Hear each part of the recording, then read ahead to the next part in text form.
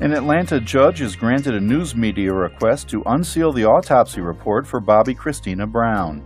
Thursday, Fulton County Superior Court Judge Henry Newkirk granted a motion filed by media organization sources report.